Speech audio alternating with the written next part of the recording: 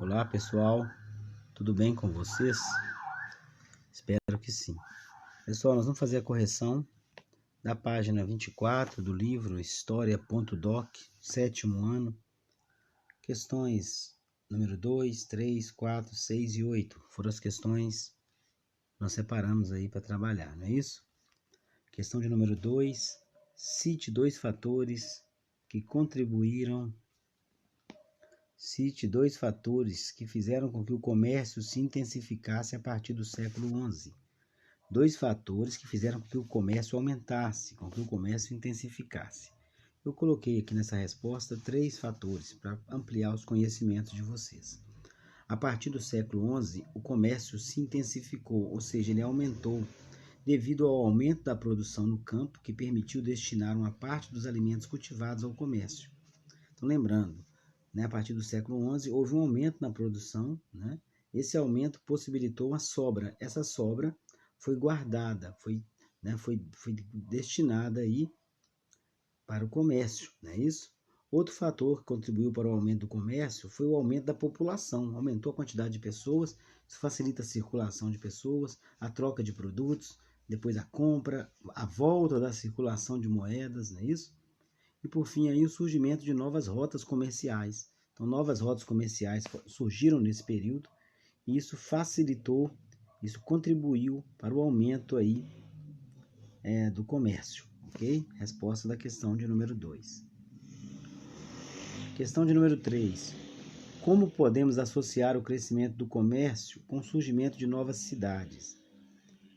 Ao longo das rotas comerciais, e nos locais onde as feiras, ou no caso os burgos, eram realizados, surgiram novas cidades. Lembra que eu expliquei para vocês que as novas cidades surgiram ao longo dos caminhos. As pessoas abandonaram a zona rural, começaram a fugir para os caminhos, para os grandes centros, E ali eles começaram a realizar trocas, comércios.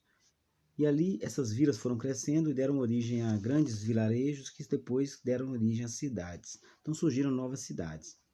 Muitas pessoas passaram a habitar nas regiões em que os mercadores paravam para realizar seus negócios ou mesmo para descansar, ok? Então, como podemos associar o crescimento do comércio com o surgimento das cidades? Então, a cidade surge nesse contexto aí.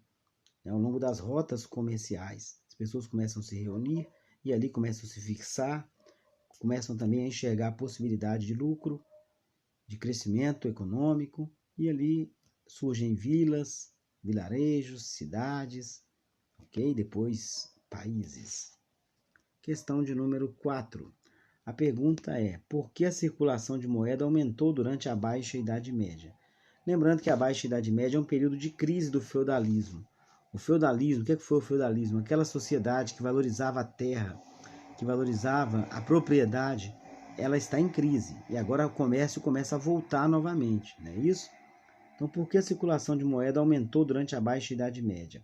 Então, a resposta, a circulação de moeda aumentou para atender às necessidades do comércio e facilitar as negociações, substituindo o escambo. O que é escambo? Troca de produtos. Então, o que fazer?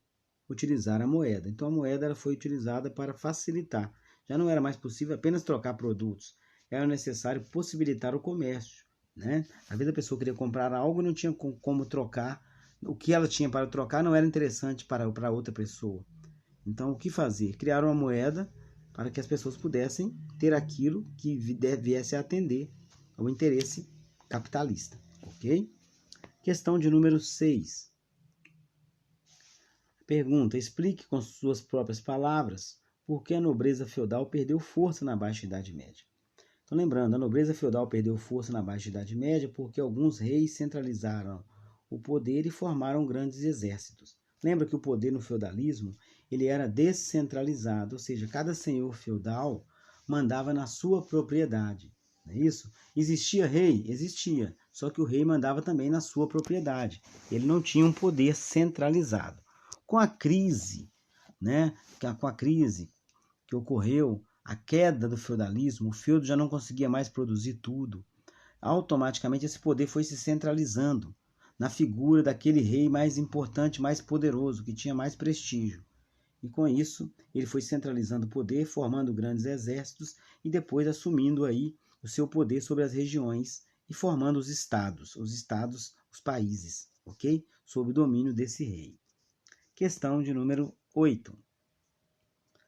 Qual a relação entre a burguesia e as cidades? Eu expliquei isso para vocês. Os habitantes dessas cidades muradas, dessas cidades que ficavam às beiras dos caminhos, essas vilas, elas eram chamadas de burgos.